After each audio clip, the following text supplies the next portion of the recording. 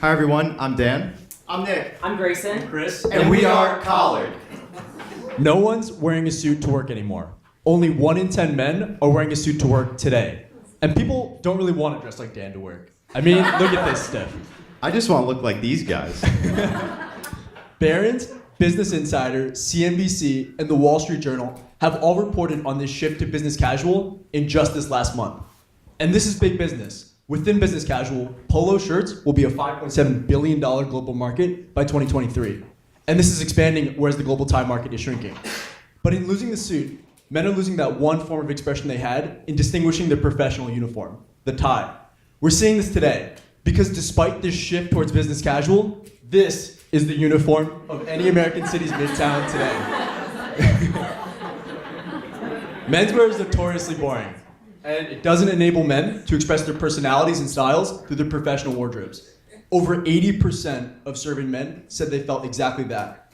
Current products are restricting their ability to do this, and we will fill the void in this market. The solution is Collared. Collared is leading the paradigm shift towards business casual clothing in the workplace by offering shirts with removable collars. This will allow young urban professional men to wear a product either as a Henley or multiple collared shirts. And it will allow men to retrofit their wardrobes and differentiate themselves through the designs on their collars, rather than their outdated and restrictive ties. Our collars will be what ties are to suits. Additionally, during their workday, men often sweat through their collars, forcing them to discard the entire shirt. With Collared, they only need to discard the collar instead of the entire shirt, saving them money and reducing waste. Now, who wouldn't like that? We'll also offer a 1-year warranty on the base Henley shirt. Maintaining this base of Henley shirt owners will allow us to expand and grow our platform for selling collars. Now, after validating our product through extensive market research, we moved on to design and manufacturing. Initially, we were cutting up shirts from Goodwill in our dorm rooms and stapling collars to shirts. However, right now we're working with Seattle-based textile manufacturer Sun Precautions for product design. You can see the initial mock-ups of our base black and white Henley shirts on this slide, as well as the collared shirts that you can create with our detachable collars on this slide.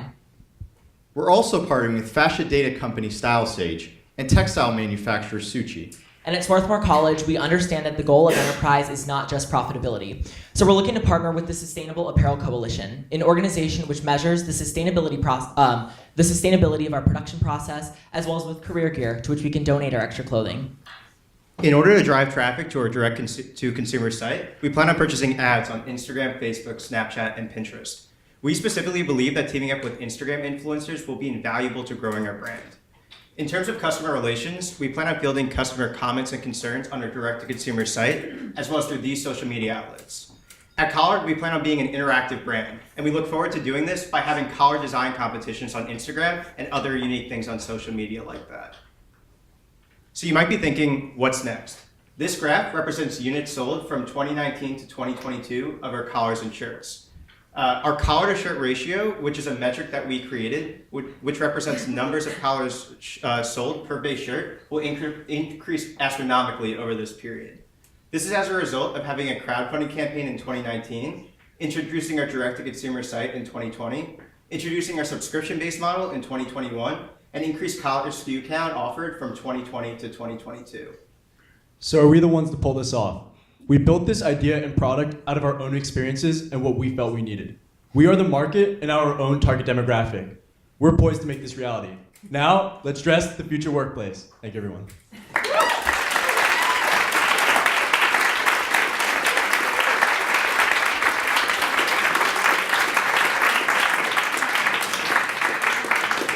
All right, judges, take it away. Well, I think Nordstrom's is going to be very sad when you guys come into business. You know? So you're talking about getting involved in a pretty competitive marketplace. I hear so many ads, see them on social media for companies that want to do for men, maybe not collars, but similar lifestyle. How are you going to differentiate and get in when they're already out there? Yeah, when we think about this market, it's saturated, people call it a Red Sea. But we know that these companies, like Nordstrom you just mentioned, and if we go to our competitor slide, we have our retail-first traditional competitors, and we have our new last 10 years digital-first competitors as well. They're all making the same products, and they have been either for the last decade or up to 150 years in some cases. And they're competing on price. and they'll make minute changes to what they have in their product lines every year or so. But what we have is fundamentally a different product.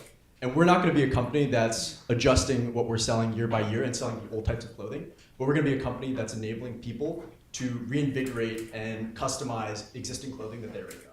So we view ourselves as a very different product, a very different company. And that's it. If that answers your question. Thank you. Yeah. So men spend money on clothes, but women spend a lot more. Do you have plans on how you would extend a woman's line for this? Yeah, great question. So we My question. I'm kidding. So we envision the long term that this will be a business casual brand for everyone. But right now we're getting into young urban professional men because that's the target demographic that we know.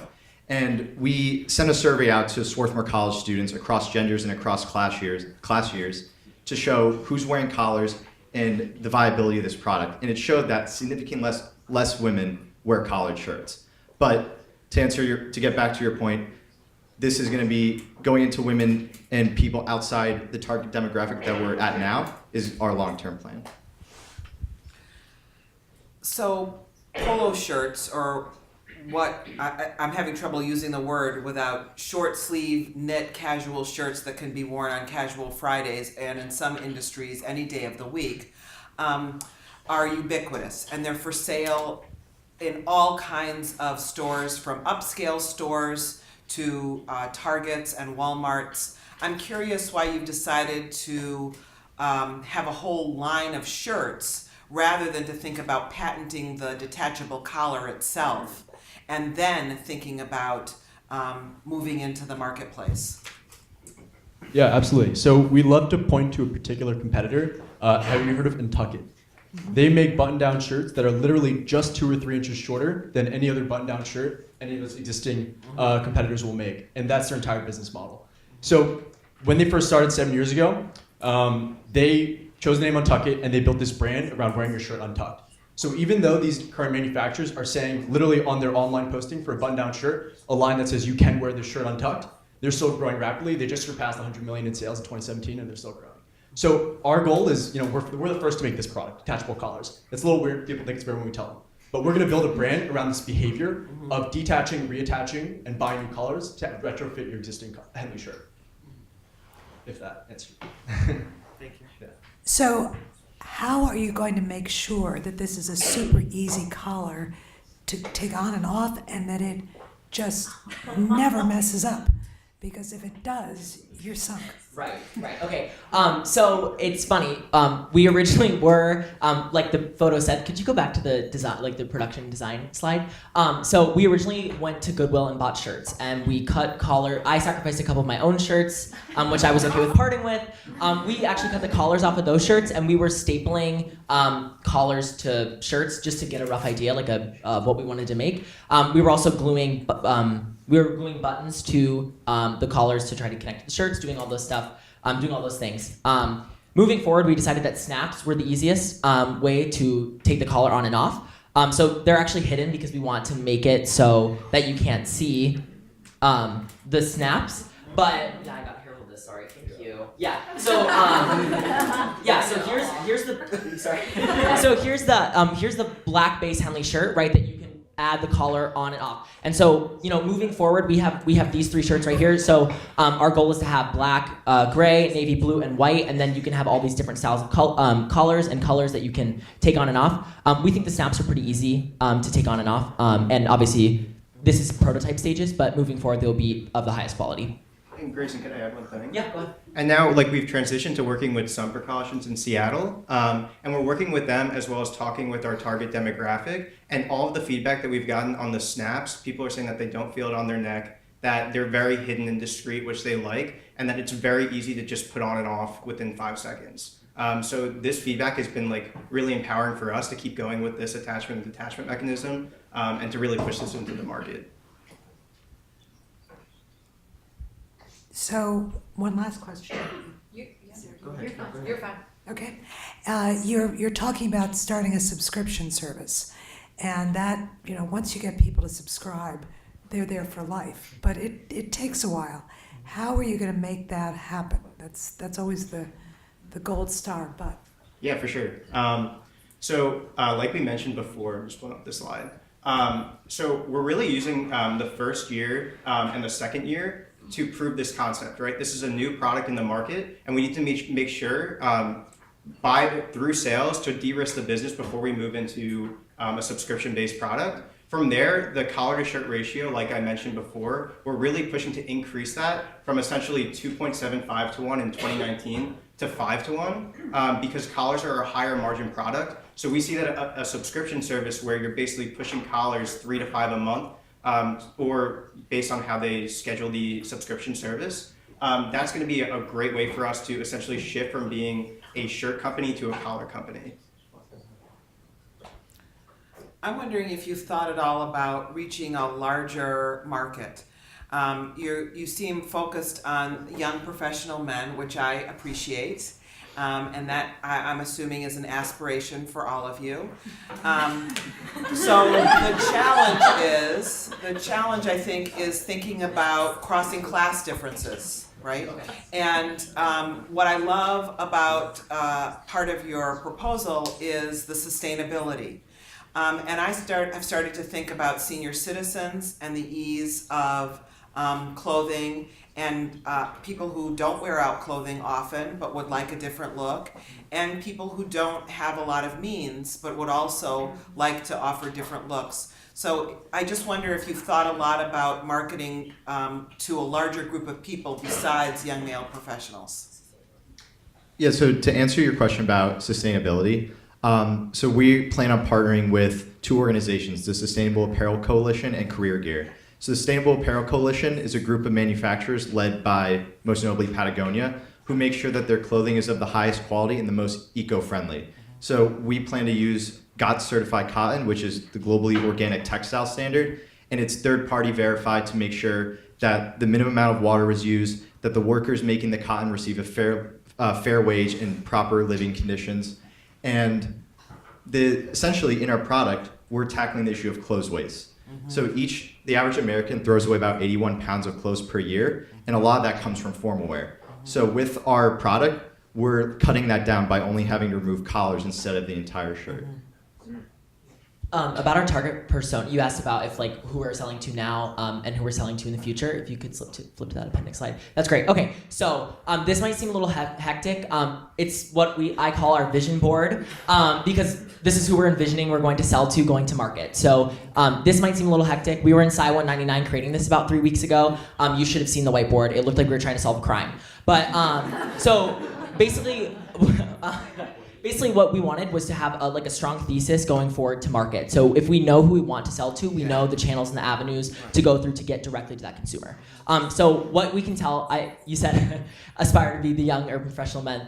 Yes, very true. That's right, who we're going for, because that's the target demographic that we are a part of and that we really do know. Some things about the demographic, millennials, they're either millennial or Gen Z. Gen Zs are about to pass millennials in consuming power in the market, so that's a really important group to market towards. This person's on the go, going from work to the gym. They're traveling. You see the luggage, Allbirds shoes. Everybody knows someone with those. So this person's on the go and really cares about their appearance as an investment, and so we think that this product is really geared towards them, but in the future absolutely branching out. Thanks. Just one last. So, what's your end goal with this business? I mean, do you want to grow this into a $1 billion company? Do you want to sell it to somebody? I mean, what do you want to do? So even with just our initial market, there are 20 million young urban professionals in the United States. And we pointed out the polo shirt market is a $5.7 billion market, but we're not just going after polo shirts. Like I mentioned before, we're going to be the company that is enabling people to reinvigorate, customize existing staple clothing they have. So we've been thinking about what Act 2, Act 3 could be, and I'm going to throw it out. Nick had a great idea for pants. You have a lot of people are covering their pants these days, and they love to do it with different fabric. And then you could retrofit your old pants by sending them maybe a new cut. But that's the idea. We want to basically instill this behavior of people being okay buying a new collar, being able to buy a new cuff, and retrofit their pants or shirt that they have. So we can go many different ways with that, and we're just skimming the surface right now. All right, give it up for this group right here. Well done.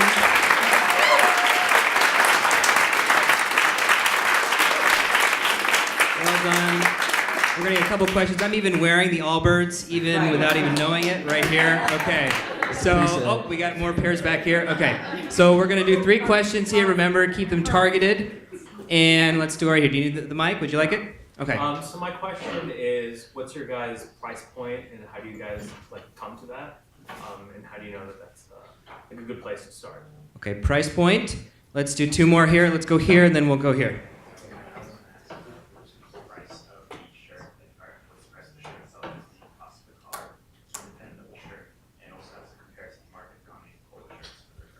Did you get that? That sounds like that's similar to the first question I can answer. Okay, so let's do nice and loud. I wondered if you thought about storage. What's your if you get 15 collars, how do you arrange them in a drawer? That's a great question. Where is there a collar drawer? Okay, let's do 1 more. You talked about customization, expressing yourself through clothing. How do you know exactly that people are going to want to express themselves through the collar, though? Okay. Price points, storage, and expression. I'm gonna come back and bring a mic. Yeah, so for the first question was asking about price points. So right now we envision selling the base Henley shirt for $80 and the collar for $30. So we got to that price by looking at the average price of a polo in the market from competitors, and that was $105. So essentially, once you buy your first shirt and your first collar, each additional shirt is another $30 because you're buying a collar that you can easily switch out. And like how we target our target persona, the person buying these products really care about the way they look and they see it as an investment. So they're willing to pay a little bit more for a very nice, high quality shirt. I really like the question about storage, so thank you for asking that. So we actually we think that ways to build our brand could revolve around storage as well. So one interesting thing that came up in our first round pitch was having somewhat like a shoe caddy, like collar cases. So you can literally have little cases that you throw in your backpack or your briefcase, and you can bring those to work and literally be carrying 5 shirts with you, 5 potential shirts with you to work, right? So I could literally go from the gym to work to a bar, and I'm personally, from a personal experience, working from 6 a.m. to 7 p.m., you don't really have time to stop back at your apartment and change. And going from work to a bar would be really useful to be able to change my look on the fly. So, yeah. Cool. Last question on expression. You got it. Yeah, to that question, if men are willing to express through their collars, please correct me if I'm wrong. So we each asked 20 people from our summer jobs in consulting, finance, and fashion, so our target demographic, if they think they could partake in this behavior and if they could express themselves through their collars. And the reviews were overwhelmingly positive. And I'd point to the shift towards business casual in that men are kind of losing that canvas they had, which was the white or sky blue button-down shirt, where they could wear something fun by the tie. And we view our Henley shirts as very analogous to that button-down shirt, and our collars are going to be what the tie was to the suit, which we mentioned earlier. But in addition to that, there's no way to validate this until we actually go to market. But we want to do that in the most risk-free way possible, which is why we're going to undergo pre-sales, whether if it's on the boots or through a crowdfunding campaign. That way we can validate the idea, de-risk the business without having to fund manufacturing up front. But we're so excited to undergo that process because of how positive those reviews were from our target demo. Thank you.